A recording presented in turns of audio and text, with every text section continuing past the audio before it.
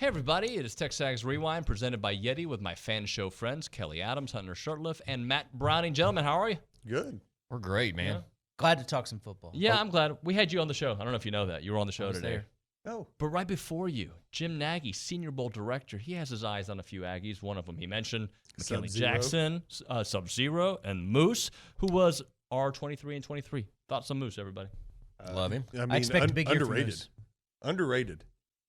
The way I describe it, Hunter, is that he is a guy we forget to talk about sometimes because you think about Evan first, you think about Anias coming back, and you're like, oh, they got Moose, too. Moose is the Right. one You that feel gets like he's those guys underutilized, then boom, out of nowhere, he's making these big plays. Huge plays. Just don't wear sleeves. I think he's wearing sleeves sometimes, by the way. And our QB1 Stephen McGee on the show. It is TexAgs Rewind, presented by Yeti. Check it out. Stephen, let's do a little buy-sell-lease. I'm going to throw you some offensive coordinators. I'll give you a little background on each of them, and you just tell me who you're buying, who you're selling, and who you're leasing. And these are three really good ones, all right?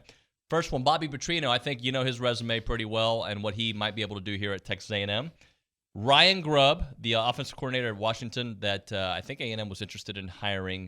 Michael Penix Jr., his quarterback, really, really good. And Garrett Riley, who helped TCU get to the playoffs, obviously, to the championship game, and then moved over to Clemson. Buy, sell, and lease. Well, it's a tough one. I'm super excited about Petrino and what he can bring for offense. I think we're the dark horse, so to speak. A lot of upside there. So let's lease Petrino. The question of which one am I going to buy between Washington and Clemson? Boy, That's tough.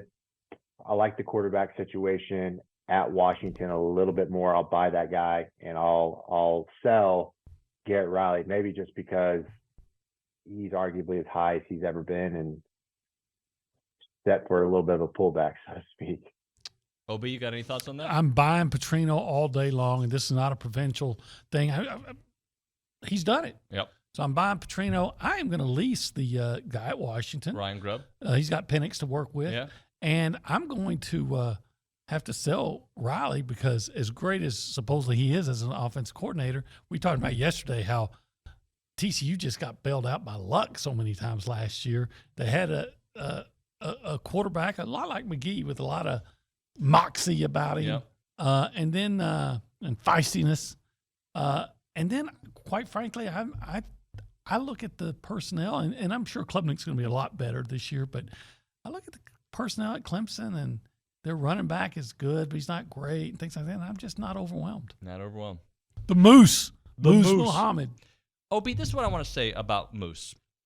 And I mean this with, like, as a compliment. He is a forgotten man at times. And why I say that is because we talk about Evan Stewart, right? Mm-hmm. By the way, Moose is 7 on his jersey and the number 7 on this list.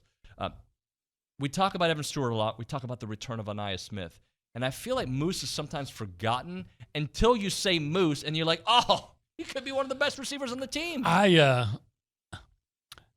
am a big fan of Moose. I would love to be his agent or his marketer. I cannot. Everybody goes Moose every time he makes a play.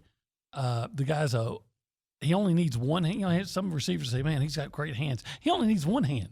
We've seen it often. Not just the LSU one-handed grab. He did one against New Mexico. Maybe one against Ole Miss. One-handed. The guy, I never could understand why they're not playing him more. You can't take that guy off the field. He is too good. If A&M ought to be marketing some antlers, so the Moose crew is out there, that survived. The movie Vacation, wasn't there in a moose? At, There was Wally World. Wally the Moose, yeah. Yeah. I would. I don't understand why he doesn't have an NIL deal with Bluebell Ice Cream for their Moose Tracks flavor. I didn't know there was such a thing. Yeah, Moose. It's good too. Is it good? Yeah. He's really is a spectacular player, and we've only seen the tip of the iceberg, I believe. Yeah.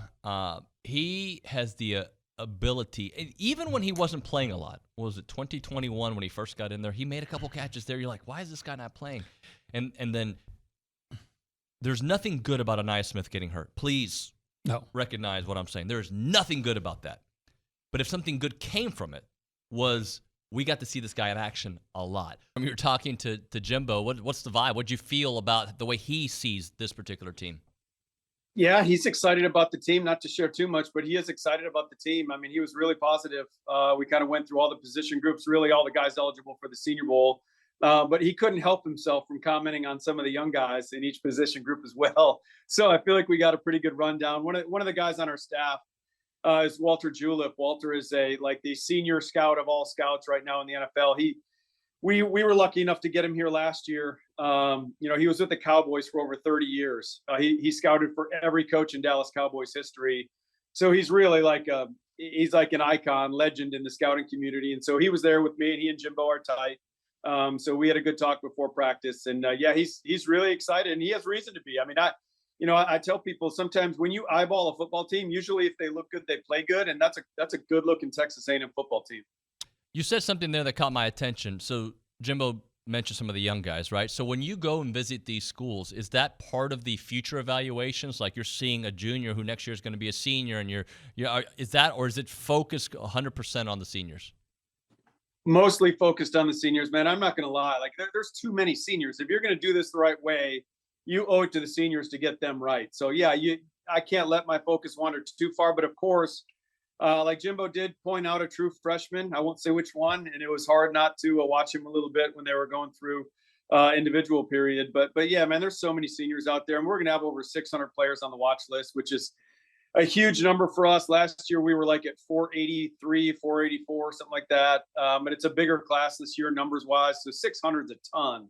We're trying to get down to 130 for our game. So, yes, if there's a really good underclassman, you'll let your eye wander a little bit, but not too much. What has got to happen? Give me the jumps. What do you need to see for them to be the 13th ranked team of the country? And then later, what do you need to see for them to be the 3rd ranked team of the country? Well, it's funny because I saw a lot of people saying this, even like Casey, our girl Casey Smith was like, they shouldn't be ranked. They shouldn't be.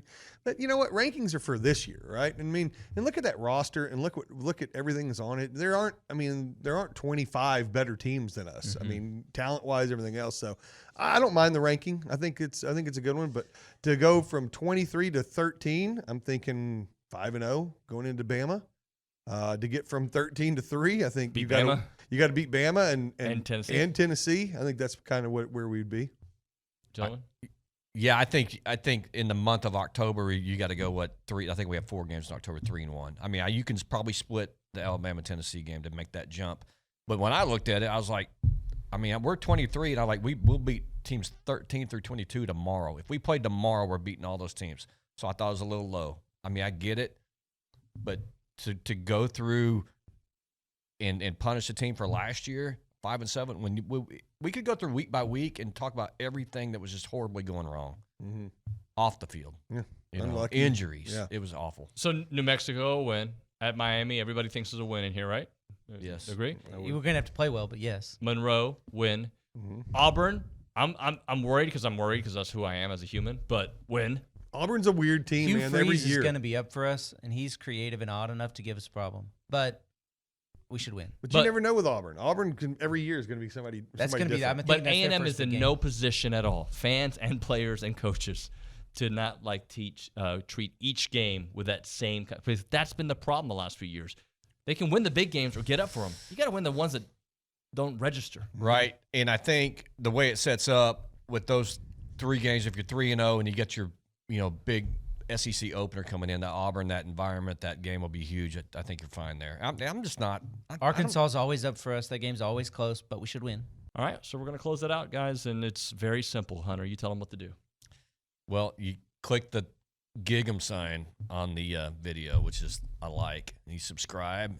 If you want to comment and tell us how great we are, please do that. Why have we not thought of that yet? I know. That's pretty. Good job, man. Yeah. You know what I liked about that? You actually looked at him when he answered like it was the first time hearing it. You did one of these. You went.